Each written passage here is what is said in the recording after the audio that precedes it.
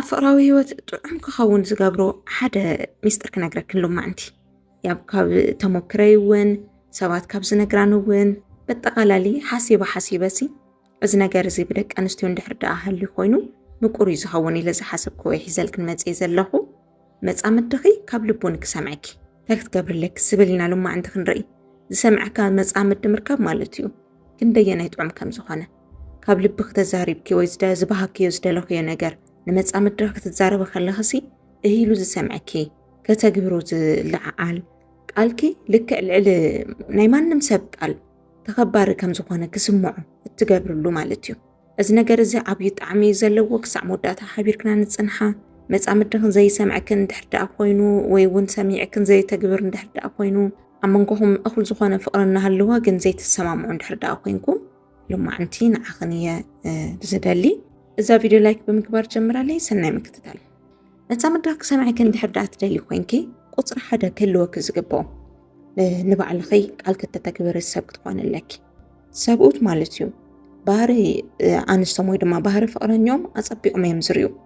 ንባዕላ በተደጋጋሚ ቃላት ተዓጸፍ ንቃላት ቫልዩ ዘይብላ ካብ ኣፍና ካብ መልሓስና ዝወፁ ቃላት ዓብይ ትርጉም ዘይንህቦም እንድሕር ደኣ ኮይኖም ካልኦት ሰባት እውን ንሕና ብነተግብሮ ንሕና ብንሪኦ ኣንግል እዮም ዝርዩና ኣች ንባዕላ ማዝ ምስ ሰማዕት እዩ ንባዕላ ማዝ ምስ ተግበረት እዩ ንሳ ዘይተግበረት ኢለ ኣነ ዘተግብር ዝብሉ ሓሳባት ኣብ ኣእምሮኡ ክቕመጡ እዮም ዝገብርዎ ስለዚ ካብ ኣፍክ ዝወፁ ቃላት ልዕል መጠን ጥንቀት ክትኾን ኣለኪ ሓደ ግዜ ካብ ኣፍክ እንድሕር ደኣ ወፁም ድማ እቲ ቃል ተተግብሪ ጓል ኣንስተይቲ ክትኾን ኣለኪ ምስ እዚ ሓቢሩ ዝተኣሳሰር እዚ ተኣማንነት ቃል ዘይምዕፃፍ ንሂወትካ ክብሪ ዋጋ መሃብ እዞም ነገራት እዚኣቶም ኣብ ልቢ ወዲ ተባዕታይ ዓብይ ዋጋ እዩ ዘለዎም ስለዚ ንባዕልካ ቃል ከተተግብሪ ዝተዛረብክዮ ወይ ዝሓሰብክዮ ብተግባር እተርኢ ጓል ኣንስተይቲ ተኾንኪ መጻምድ ድኻ ከኽብረኪ እዩ ዝደለኽዮ ድማ ክሰምዐክ እዩ ካልኣይ ድማ ቅዋም ይሃሊኺ ደቂ ተባዕትዮም ኣብ ሓደ ሓሳብ ፀኒዓ ክትቕፅል ዘይትኽእል ጓል ኣንስተይቲ ብጣዕሚ እዮም ዝንሕቑ ድማ ተኸባሪት ከም ዝኾነት ኣይስምዖምን ዋጋኻ ሓፍ ዝብል ትርጉም ሓቢርክዮ ምህላይኺ ልዕሊ መጠን ቦታ ዝህቦ ባዕልኺ ንዘለኪ ሓሳብ ብሓደ ቅዋም እተቐፅሊ ዓይነት ጓል እንድሕር ደኣ ኮይንኪ እዩ ናቲ ጉዳይ ወይ ናይቲ ዛዕባ ሲሪየስነት ክረኣዩ ይጅምር ካብ ልባያ ማለት እዩ ዝነገር ዝትዛረበን ዘላ ይብል ሓደ ነገር እንድሕር ብቀልዲ ዘይትርኢ ኮይንኪ ወትሩ እንድሕር ሓሳብ ክትቀያይሪ ሎም ዝተዛረብክዮ ጽባሕ ዘይትደክምዮ ቁም ነገር ዘይብልክ ጓል ኣንስተይቲ እተኮይንክ ግን ንትዛረብዮ ንተቕርብሉ ሓሳብ በሙሉኡ ከም ቀልዲ እዩ ዝዕዘቦም ከፍቅረክ ክእል እዩ ማለት ምስ ፍቅረከ ይተተሓሕዝኦ ካብ ልቡ ክደልይክ ክእል እዩ ኣብ ቁም ነገር ዝበፅሕኩም ኣብ ዝለዓለ ደረጃ ዘለኹም ክትኮኑ ትኽእሉ ኢኹም ግን ኩሉ ነገር ከም ቀልዲ ይርዮም እንታይ ከም ትብል ዘለኸ ፀቢቆ ይፈልጥን ቃላት ክንበር ኣብ ልብክ ዘሎ ስምዒት የስተውዕልን ምክንያቱ ከስተውዕለ ይገበርክዮን ሎሚ ካልእ ትብሊ ጽባሕ ድማ ሚስኪ ሓሳብ ክትቕይሪ ስለዚ ኣብ ውሽጥክ ዘሎ ትክክለኛ ዝኾነ ድሌት ስምዒትኪ ሓሳብኪ ንነብስኺ ፈለማ ኣጸቢቅክ ትዛረብ እሞ እዚ እዩ ድሌተይ እዚ እዩ ባህገይ ዝብል መጀመርያ ምስ ነብስኺ ምስ ተረዳዳእኺ ሓሳብኪ ንዘይ ምቕያር ፈትኒ ብፍላይ ድማ ሓደ ግዜ ድሌትኪ እንድሕር ንትወዲ ተዛሪብክዮ ኮይንኪ ብድሕሪኡ ኣፍታ ቅዋም ንምጽናዕ ፈትኒ ንሱ ድማ ነታ ዝተዛረብክያ ቃል ናብ ተግባር ንምቕያር ካብ ልቡ ትግሂሉ ክሰርሕ ትርእዮ ኢኺ ስለዚ ናብዚ ናብትን ገልበጥበጥ ምባል ኣየድልን መጻምድኽ እንድሕር ክሰምዕክ ደሊኺ ብዓቕሚ እውን እቲ ዝተዛረብክዮ ቃል ናብ ተግባር ከሽርፎ እንድሕር ደኣ ትብህጊ ካብዘን ክልተ ነጥብታት ክንደይ ረኺብክን ኣብ ኮሜንት ኣምጣልይኽን እቶም ሓሳባት ክቕፅለልክን እየ ሳልሳይ ድማ ባዕልኻ ይተልምድ እዩ እዚ ማለት እቶም ሕማቓት ተግባራት ካብ ባዕልና እዮም ዝወስድዎ ማለት እዩ ንሱ ክዛረበኪ ከሎ ክእዝዘኪ ከሎ ዋላ ባህጉ ክዛረበኪ ወይ እዝግበርለይሉ ክልምነክን ከሎ ካብ ልብኻ ስምዕ እዩ ኣተግብር እዮም ፍቅረኛኽ ዝደልዮም ነገራት ብምሉኦም ገና ከይተዛረበኪ ኣብ መንጎ ሓሳባቱ ውሰዲ ከምዚ ተዝኾነሉ ደስ ይብሎ ኢልኪ ክተተግብርዮም ከለኺ ንሱ እውን ብልቡ ምልዕዓላት ይመጽእ ንሱ እውን ከንብበኪ ይጅምር በቁም ነገር ተወስድዮ ስለ ዘለኺ በቁም ነገር ክጥምተኪ ይጅምር ገለገለ ደቂ ኣንስትዮ ንመጻምደን ዘይሰምዓ ዘያኽብራ ዝግብኦ ፍቅሪ ንምሃብ ትዕቢት ዝስምዐን ካብቲ መጻምደን ግን በቃ ልዕሊ መጠን ፍቅሪ ክብሪ ክስምዓ ዝደልያ ኣለዋ ማይዘወይ ብዝሓፈስካዮ ልክዕ ኢኻ ትነብር ሓቂ ጽቡቕ ነገር እንድሕር ሓፊስኪ ትጽቡቕ ነገር ይመጸኪ ሕማቕ ነገር እንተሓፊዝክ ድማ እቲ ሕማቕ ነገር እዩ ብኢድክ ዝፀንሐኪ ስለዚ ንስኺ ተግባራዊ ክትገብርዮም ዘይትኽእል ነገራት ካብ መጻምድኻ ምጽባይ እቲ ሕልሚ እዩ ዘይትሰምዕዮ ጓል ኣንስተይቲ ከመይ ጌርኪ ኢኺ ክሰምዐኒ እዩ ኢልክ ትሓስቢ እዚ እዩ ልማዳ እዚ እዩ ህይወታ ኢሉ ዝሓስብ ከም ቁም ነገር ክርእየካ ይኽእለን ሎማዓንቲ እዚ ኣይትከደኒ ኢሉ ቃል ሂብካ ከሎ ወይ እውን ቅንኣት ከም ዝስምዖ ተዛሪብካ ከሎ ነቲ ቃሉ ሸለል ኢልኪ እቲ ዘይደልዮ ነገር እንድሕር ተተግብሪ ኮይንኪ በቃ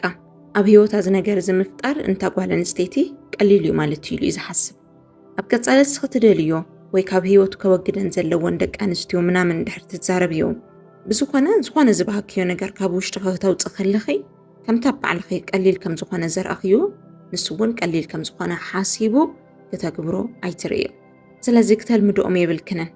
ሎሚ ክእዝዘክን ከሎ ንፅባሕ ንባዕልኽን ከም ዝኾነት ተንኮለኛታት ኮይንከን ሓሲብክን ብተግባር ኣርእዮም ራብዓይ ድማ ብስምዒት ብገንዘብ ብኢነርጂ ዲፐንድ ኣይትግበሪ ደቂ ተባዕትዮ ሓደ ግዜ ዝመለኽዋ ጓል ኣንስተይቲ እንድሕር ደኣ ሃልያ ወይ ድማ ከምዚ ዓይነት ስምዒት እንድሕር ደኣ ተሰሚዕዎም ኮይኑ ኩሉ ነገር ኣብ ኢዶም ከም ዝኣተወ እዩ ዝስምዖም ዋላ ነታ ሰበይቶም ዋላ እንታ ዘፍቅርዋ ፍቕረኛኦም ከም ዘይፈላለዩ ዋላ ርግፀኛ እናኾኑ ዘይክሰምዕዋ ክእሉ እዮም ምክንያቱም ዝገበሩ እንተገበሩ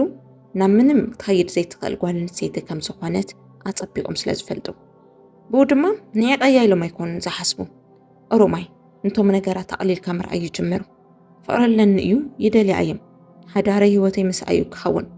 እዚ ሰማዕኽዋ ይሰማዕኽዋ ዓብዪ ነገር ኣይኮነን ከም ሕንቃቐ ምርኣይ ይጅምሩ ብዓፀበ ቀለለ ናብኡ ትድውሊ ብዘይክኡ እንድሕር ዘይትሕጎሲ ብፍላይ